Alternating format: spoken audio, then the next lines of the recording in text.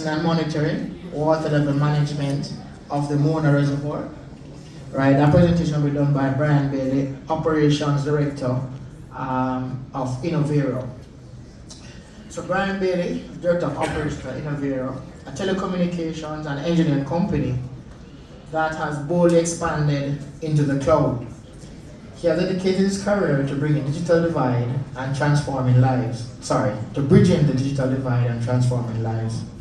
His story is one of passion, dedication, and unwavering commitment to making a positive impact on the world. Brian's journey began a Bachelor's of Science in Electrical Engineering from the University of Florida.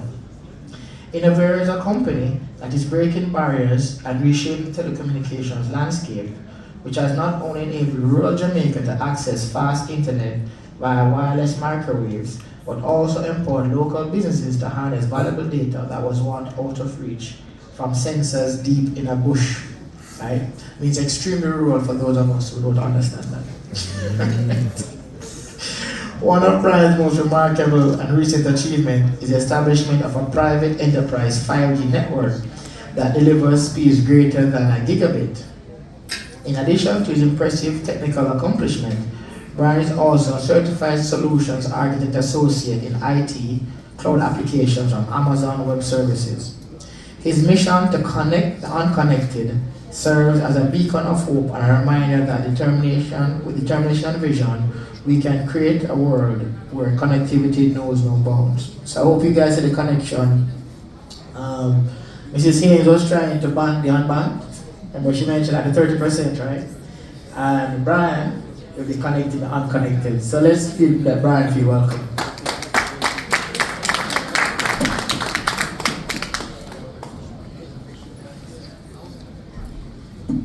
Alright everyone, good afternoon. I hope all is well. I understand that it's near lunchtime, so we all are hungry. So I'll try to make my presentation not static but rather dynamic, especially involving you guys. You have been here.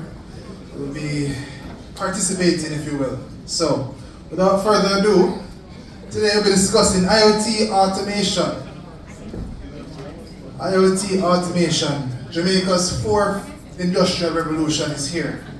And I'm excited to come to you as its main trailblazer. So, first of all, who is Brian Bailey? I understand that my friend here, he just, said I entire list my bibliography, but in short, Brian Bailey is one mission only, which is connect the unconnected. Alright? As a young lad, I remember growing up, seeing my father, who is a telecommunications guru, if you will, in the two-way radio space. He helps solve many problems with electronics and telecommunications, and it is from that inspiration I am here today, where I was able to build, or rather achieve, my electrical engineering degree, not from a prestigious UE or a prestigious UTech, but from University of Florida. And along the way, with my passion with communications, I have gotten my AWS Solutions Architect certification here. And so we at Innovera are the partner for AWS, Amazon Web Services, which for those who don't know is cloud in Jamaica. So the best cloud provider, if you want to have the best service from the best cloud provider, come to us. We're here to help. And so going further into what Innovera is, as a director of operations, we've been in telecommunication and electronics leading the way since 1976, which I know I look young, but I'm not that old either, so that is what you do with that information as you will, right? But yeah, we've been in existence since 1976. And of course, there's a video explaining our explain us as, here we are, AV.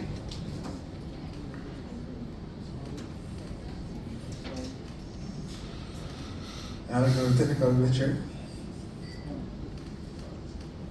Witness the commitment to growth as Innovera invests in upgraded infrastructure and empowers its team through extensive training. It is the culmination of this transformation that fuels Innovera to introduce the groundbreaking technology gigabit 5G, cloud, AI, and IoT. Embrace the future. Oops, you got cut off here. Embrace the what? Future? Say it with me. Embrace the Future. That is right. And we at Innovera, we aim to embrace the future, giving Jamaicans the cutting edge technology that the world has to offer. And so, without further ado, what is IoT? What is Internet of Things?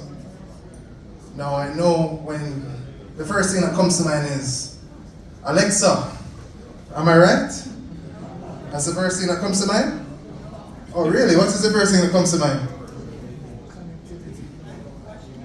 Connectivity. Connectivity. I hear washing machine. Okay, I see that. That is actually on track.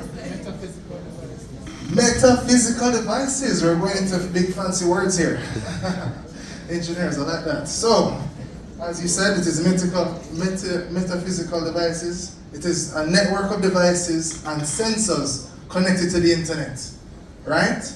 Now, the connectivity part, it is what really gives power to these devices. Now, these devices, they monitor, they process, they assess. Can everybody say it with me? They Monitor, process, assess. That is right. So monitoring, processing, and assessing raw data so it can be usable information and knowledge for enterprises and governmental organizations, making their operations more efficient. Now, the impact of Internet of Things, it can't be understated. Internet of Things, once applied properly, can revolutionize Jamaican workloads as well as increase productivity with the application of technology. So, for example, or before we go into examples, the main thing is data equals insight.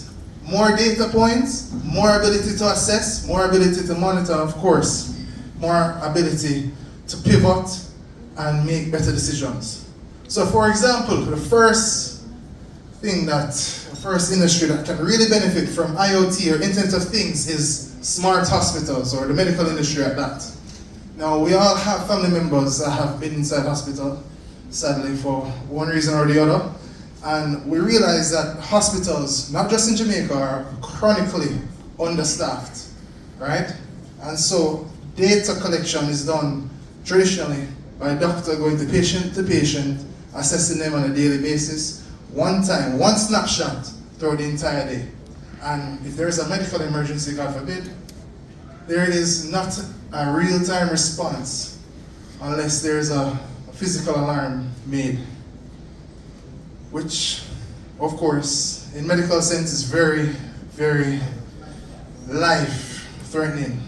Time is of the essence. So with IoT, with Internet of Things, real-time tracking of parameters such as, for example, a patient's heart rhythm, blood pressure, anything that can lead to a cardiac or time-sensitive medical emergency, IoT can track in real time, assess in real time, and give valuable data of past and present so the patient can have a better future.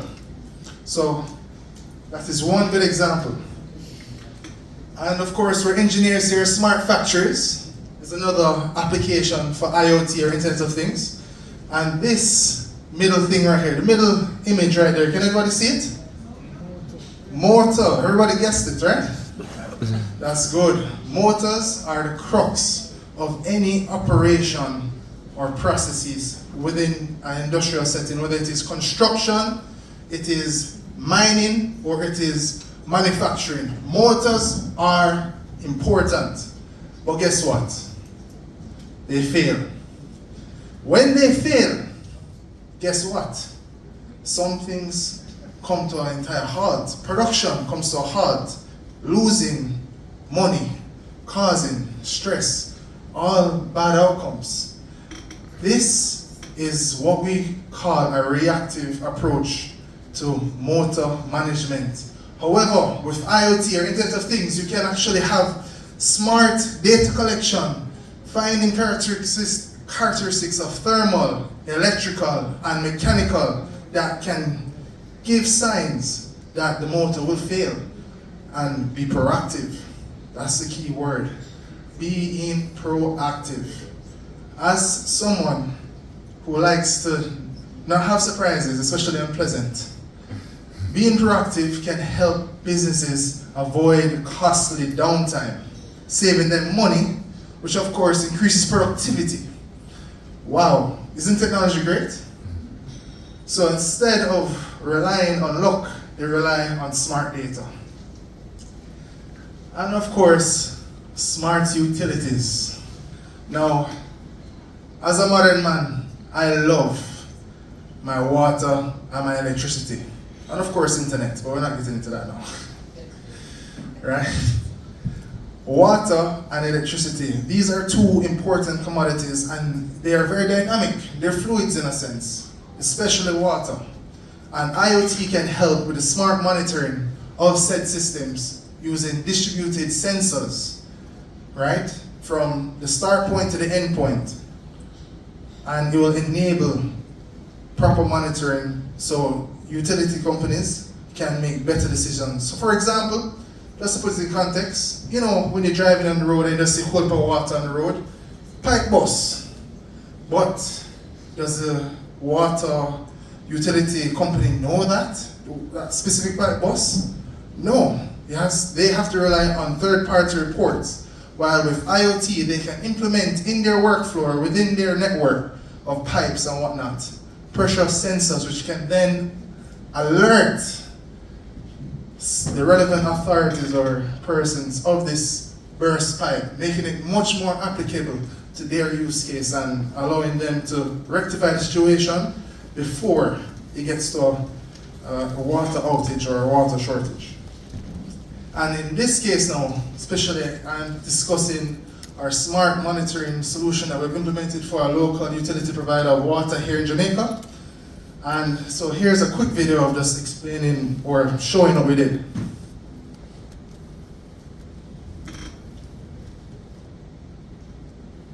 Where our transformation drives innovation, empowering businesses for a brighter and more connected tomorrow.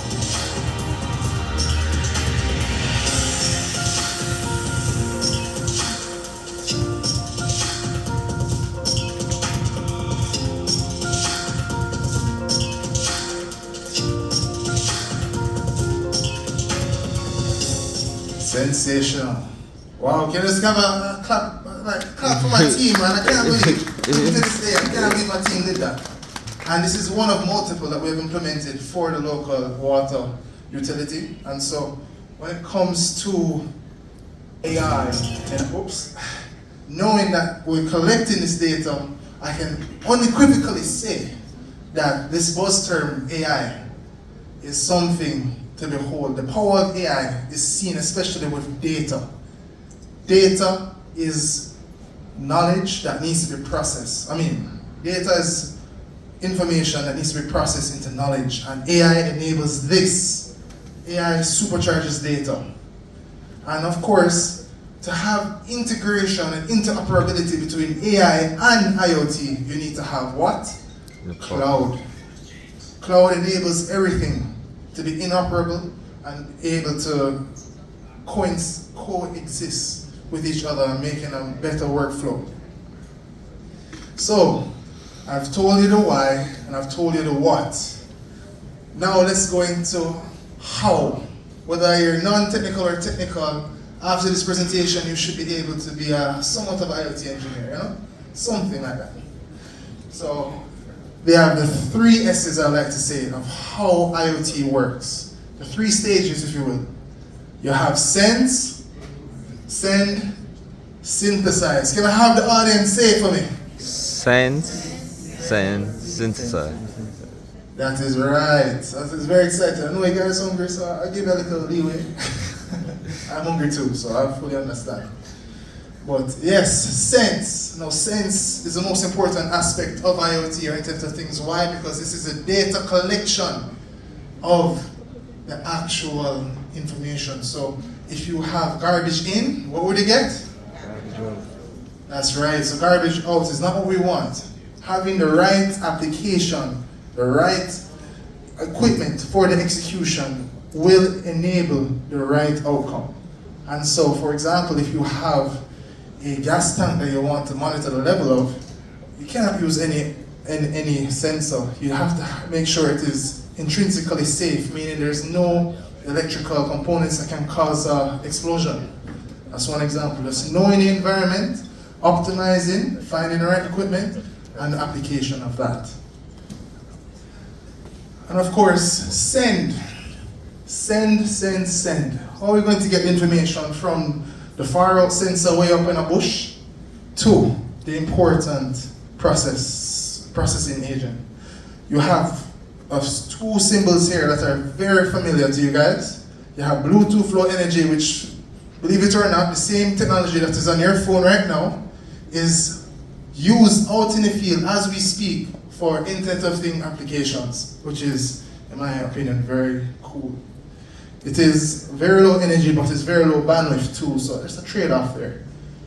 You have Zigbee, which is a better option in terms of bandwidth, the amount of bandwidth you can transmit, and the distance is better, but it's more energy intensive. And if you want to have the most bandwidth being transmitted, meaning the information being transmitted wirelessly, then of course Wi-Fi is your best option. But that is the most, when I say the most energy intensive, you will have to have you have to think of power as something you can waste with Wi-Fi. But luckily there is something that we have here, a new offering that we have in Jamaica now called Innovera 0G IoT Network, which is basically a network where we can take information way out in the bush, if you will, and bring it to you via internet. We use specialized technology that will go up to 12 kilometers in the bush, so you don't have to worry about any issue. It's very low power, very low bandwidth, but also long range. So that's the beautiful thing about it.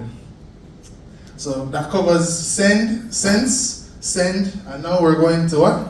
Synthesize. Now, as I said before, with cloud, you can integrate IoT with AI, making much smarter workloads, easier information processing, so that you can understand the data that you have. And of course, AWS, I'm a little biased here as a local provider here of AWS. AWS is very dynamic, very kitted, if you will. It's very equipped to handle anything that you throw at it. And we can help you get to that point of using cloud, AI, and IoT. Of course, you have other cloud providers such as Google Cloud, which we also recommend. And if you want to have an on-premises deployment, you can just have an MQTT server, which isn't the best because you have to process everything yourself and store it, and it's not scalable, yeah? But now let's go into the next thing. IoT as a career. Now, I understand I don't know how I had the impression, but I had thought many young people would be here, but of course you have many young people here, you know?